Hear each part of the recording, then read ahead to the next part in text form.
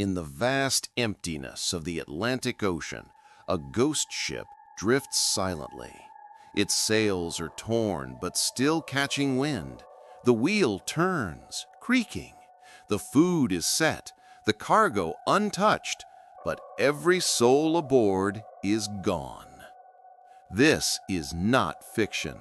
This is the true story of Mary Celeste, a ship found adrift in 1872. Her crew vanished without a trace. No storm, no blood, no struggle, only silence. To this day, her fate remains one of the greatest unsolved mysteries of the sea. The Mary Celeste was a proud American merchant brigantine, 282 tons of oak and iron, built for long journeys across unforgiving seas. In November 1872, she left New York Harbor, bound for Genoa, Italy. Her captain, Benjamin Briggs, was a man of faith and discipline. A respected sailor, he brought his wife Sarah and their 2-year-old daughter Sophia along for the voyage. The crew, 7 experienced men, trusted him completely. It was supposed to be a routine journey, but fate had other plans. By all accounts, the voyage began smoothly. Captain Briggs recorded daily entries in his logbook. The weather was fair, the crew healthy, and the cargo, 1,700 barrels of industrial alcohol, was secure below deck. The Mary Celeste sailed steadily across the Atlantic, its white sails cutting through the gray horizon. But somewhere between November 25th and December 4th, something went wrong. On December 5th, 1872, another ship, the Dei Gratia, captained by David Morehouse, spotted something strange on the horizon. A vessel drifting erratically, sails torn, moving without direction. Through his spyglass, Morehouse recognized the name painted on the stern, Mary Celeste. But something was off. No one was visible on deck. No distress signals. Only the hollow sound of waves striking wood. A boarding party from the Dei Gratia was sent to investigate. As they climbed aboard, an eerie silence greeted them. The deck was soaked but intact. The sails were damaged, yet functional. The wheel turned slowly, untouched by human hands. Everywhere, signs of life interrupted. The captain's log stopped abruptly 10 days earlier. The last meal was half-eaten. A child's toy rolled gently with the motion of the waves. Inside the captain's cabin, Briggs' personal belongings were untouched. His wife's jewelry was still there. The charts and instruments were in order. The logbook ended with an entry near the Azores, nothing unusual, no distress. But one thing was missing: the ship's lifeboat. Had they abandoned ship?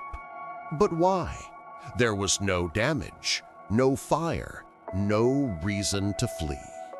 The cargo hold told another story. Barrels of industrial alcohol, heavy, intact, and dangerous if leaking. Some were found open, traces of fumes in the air. Could it have been panic from a vapor explosion? Yet there were no burn marks, no smoke, no signs of chaos, only a sense of abandonment, deliberate, sudden, and final. Around the drifting Mary Celeste, the ocean stretched endlessly, silent, indifferent, infinite. The waves whispered secrets only the dead could hear. No wreckage, no bodies, no trace of the lifeboat. The ship floated like a tomb, alive but empty. The final entry, dated November 25th, noted calm seas and the island of Santa Maria in sight. Nothing suggested fear or mutiny. 10 days later, the ship was found adrift, hundreds of miles off course. What happened in those missing days remains a mystery no logbook can explain. Speculation spread like wildfire. Some claimed the alcohol fumes caused panic. The crew fled, fearing explosion. Others whispered of mutiny or a pirate attack, but valuables were untouched. More superstitious sailors spoke of sea monsters and ghostly lights seen over the Atlantic.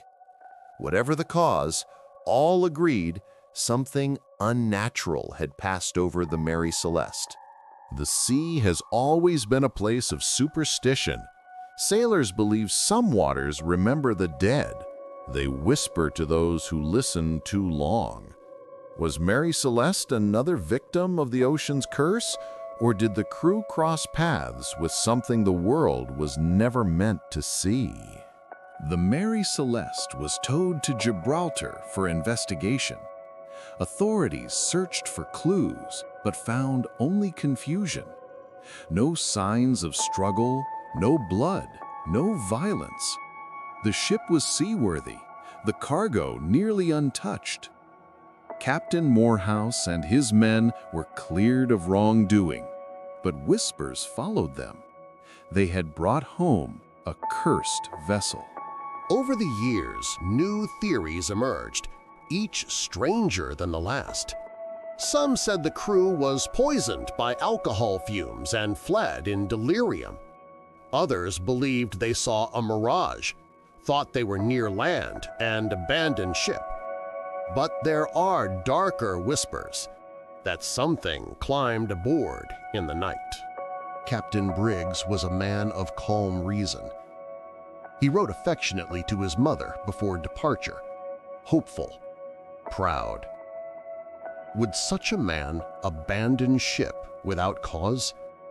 Or did he face a terror no man could describe?